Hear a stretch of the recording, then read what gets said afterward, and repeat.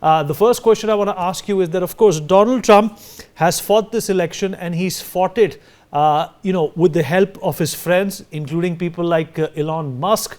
And there have been other people who have supported Donald Trump throughout, but there are also people who have been a part of the Republican Party and have backed out. For instance, a guy like Mike Pence, who was considered to be a shadow of Donald Trump, has not endorsed him, has gone on to say that he's not going to vote for Donald Trump. On the other hand, you have a massive influencer like a Joe Rogan, who was more or less convinced that he is going to be voting for Kamala Harris, but since she decided not to show up for his podcast, he's voting in favor of Donald Trump. So a lot of these nitty-gritties going into who's going to be the next president of the United States. I've said enough. Your response, sir?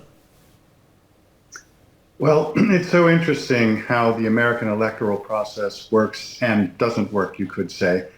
One of the things that really continues to surprise me is how much impact the average American voter puts on celebrity and social media posts and seemingly things that shouldn't matter.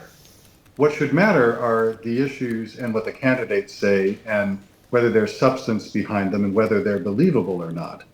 But instead, you can get a Joe Rogan, you can get an Elon Musk, and because they're giving an endorsement, all of a sudden, it's that seal of approval that so many people here seem to be looking for. It's a total curiosity to me. And before the era of social media, none of this stuff really mattered. What mattered was the basics. But so much changed in the last 10, 15 years since social media really became the phenomenon that it is in America and globally. And it's changed the dynamic of the electoral process tremendously. Both parties have embraced it. They've had to. Of course, it's been a very effective way of marketing themselves as well.